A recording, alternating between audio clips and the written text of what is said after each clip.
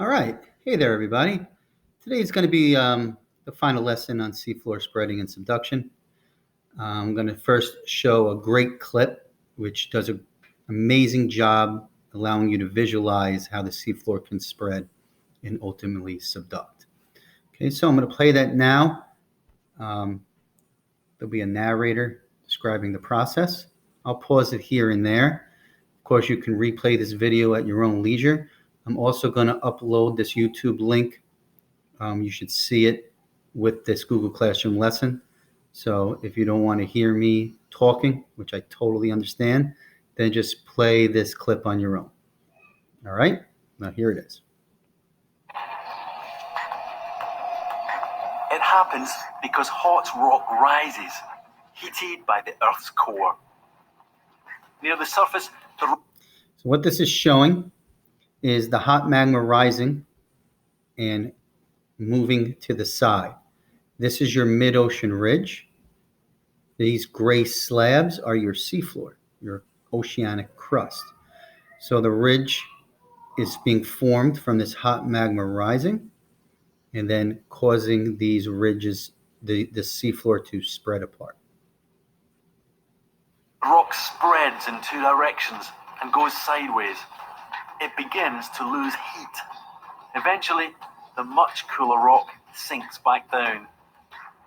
Through this spreading process, Okay, so this is a great visual right here, showing you kind of everything, the ridges and the trenches, and these giant circular flow of heat.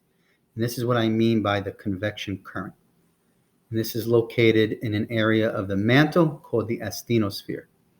So what you have is this hot magma rising at the ridge, moving to the side, which is causing the seafloor to spread.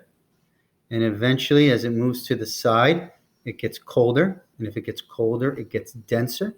And that will allow it to sink back down. And we call that process subduction. So you really could see it well here on the left side of this picture.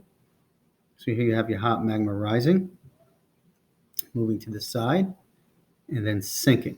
That's your subduction. See how this slab of crust is being pulled back down? And right here, you'll get a trench. Okay? the Earth's crust is very slowly dragged apart. And it's this that ultimately causes the continents to move. Where the plates collide, the rock on the... So right here, that's where you have your trench. So here, this crust, this ocean crust, is colliding with this crust. And this one on the right would have to be denser. The way you would tell is because this is the crust that's diving down. So whatever is denser will always sink. So the crust on the right hits the crust on the left and it's forced down. That's called subduction. And here you have your trench where it's extra deep. And as it dives down, they're going to describe in a second in the video, it gets hotter and hotter and it will eventually melt and come back to the surface in the form of a volcano. So almost every time you have subduction, you get a trench. And on the other side of the trench, we would call this the overriding plate. So this would be called the subducting plate. You get your trench. And the overriding plate, the plate that's above or over the subducting plate, you'll have a volcano. On the seafloor containing carbon from the dead plankton is carried deep into the earth. As it descends, this layer of rock is heated, so the rock melts, releasing carbon dioxide. And gas is returned back into the atmosphere during an eruption.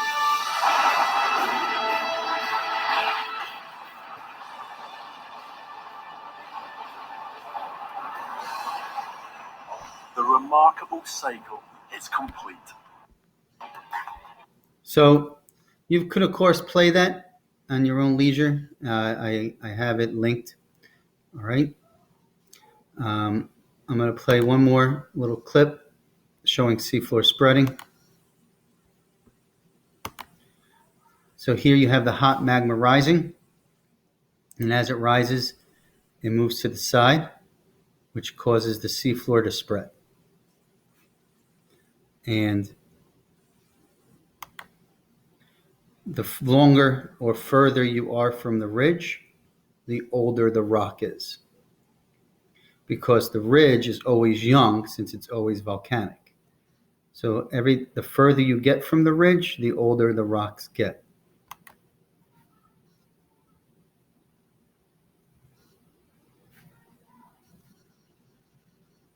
Okay.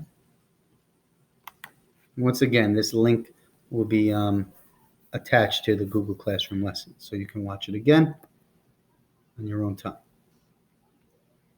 All right, now let's bring up these notes that you have. And we went through a lot of them a few lessons ago. And I just want to go over the last bit here, which is the evidence of seafloor spreading. So read along as I read aloud. The most important evidence is number 1, the age of the seafloor. So youngest rocks are found near the ridge. Older rocks are found further from the ridge. Okay? So if you were to make like a graphing relationship of the age of distance from the ridge and the seafloor. Okay? So let's say this was distance from ridge. From ridge, R-I-D-G-E. Okay, distance from ridge.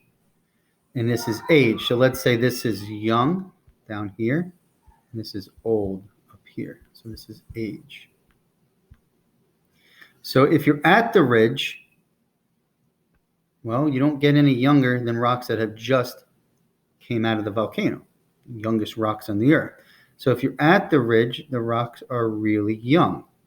Now this says distance from the ridge. So going to the right here, the rocks are getting older. So as I walk away from the ridge towards the continent, the rocks get older and older and older. So as distance from the ridge increases, the age of the rock increases. All right. So that's number 1. And we've kind of discussed that one. The next 2 are harder pieces of evidence to understand, especially number 2. These things called magnetic stripes. Actually, getting the question right on a test is actually fairly easy. Understanding it is a lot more challenging. So I'm really not concerned that you're going to get it right on a test or quiz, but I'm most concerned with real true understanding, which is really what I'm hoping for. So there's these things called magnetic stripes. And what happens is Earth has a magnetic field. And every time the mid-ocean ridge erupts, it burps out magma. And in that magma might be little iron minerals. And iron is magnetic.